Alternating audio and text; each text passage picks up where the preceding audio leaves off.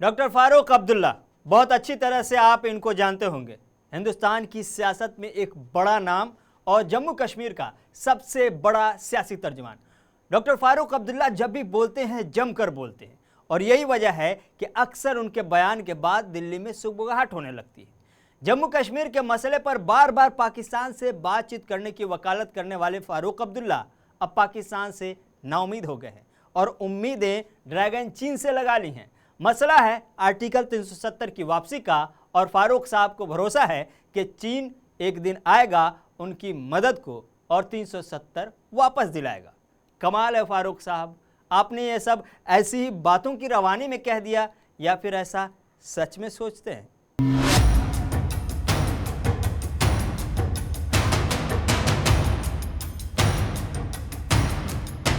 NDA की सरकार ने जम्मू कश्मीर को पिछले 6 सालों में कुछ दिया हो या ना दिया हो, लेकिन एक ऐसी चीज़ जम्मू कश्मीर से ज़रूर छीन ली जिसके सहारे मकामी सियासी पार्टियों की दुकानें चलती थी।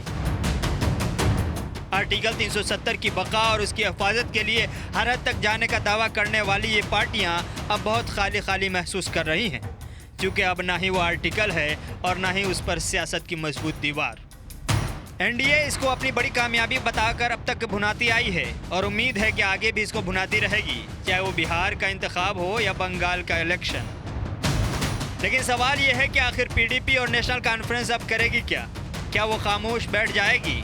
फिलहाल ऐसे कोई आसार नजर नहीं आ रहे हैं, क्योंकि कल तक यही आर्टिकल 370 की बका का दावा कर रहे थे, अब वो उसकी वापसी का दावा करने लगे हैं। महबूबा मुफ्ती की नज़रबंदी ने फिलहाल उन्हें खामोश कर रखा है, लेकिन फारूक अब्दुल्ला की रिहाई ने आर्टिकल 370 की वापसी के मुतालबे को मजीद तवाना बना दिया है। अच्छी बात यह है कि फारूक साहब अब पाकिस्तान से नाउम्मीद होकर चीन की तरफ देखने लगे हैं। रोज़ाना जिस पाकिस्तान की गोलियों से कश्मीरियों का खून बहता है, उसी पाकिस्तान से फारूक अब्दुल्ला उम्मीद लगाए बैठे थे कि वो उनकी मदद को आएगा, दुनिया भर में उनकी आवाज़ बनेगा और आर्टिकल 370 वापस दिलवाएगा। लेकिन ये सब के सब ख्वाब रह गए। ऐसे में अब फारूक अब्दुल्ला ने अपना रुख बदल लिया है और पाकिस्तान को झटका देते हुए चीन से उम्मीदें बांध ली हैं। एक इंटरव्यू के दौरान नेशनल कॉन्फ्रेंस के लीडर और जम्मू कश्मीर के साबिक वज़ीर आला डॉक्टर फारूक अब्दुल्ला ने रियासत से हटाए गए आर्टिकल 370 को लेकर कहा है कि जम्मू कश्मीर से आर्टिकल 370 को बहाल करने में चीन से मदद मिल सकती है।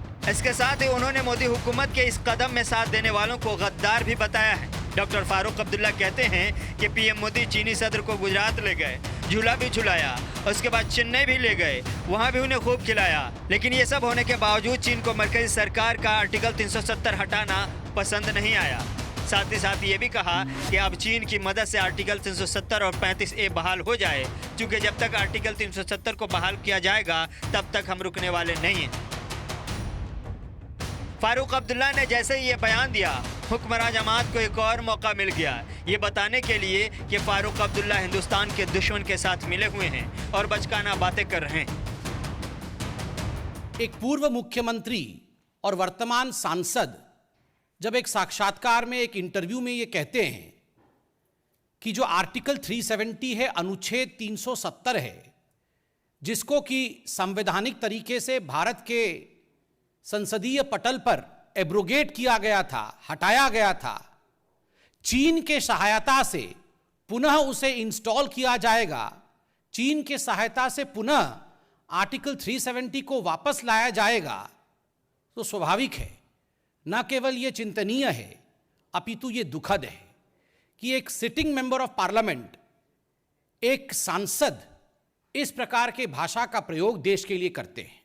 फारूक अब्दुल्ला जी का मानना है कि आज जो चीन आक्रामक हुआ है, उस आक्रामकता के पीछे एक ही कारण है और वो कारण है कि अनुच्छेद 370 को हिंदुस्तान ने निरस्त किया, अनुच्छेद 370 को हिंदुस्तान ने हटाया।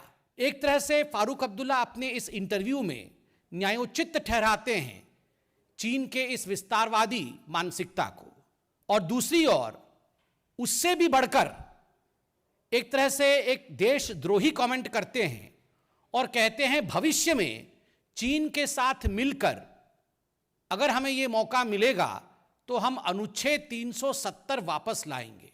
साहब, अभी तक पाकिस्तान का सपोर्ट चाहिए था, अब चाइना का सपोर्ट मांगता है। जो चाइना हमारे ऊपर इंट्रूजन कर रहा है, मैं अभी लद्दाख में था तो ईस्टर्न लद्दाख में क्या स्थिति है, और वो इस प्रकार का बयान दे ये बचपना है, ये बहुत ही अनफॉर्चुनेट है जो उन्होंने किया।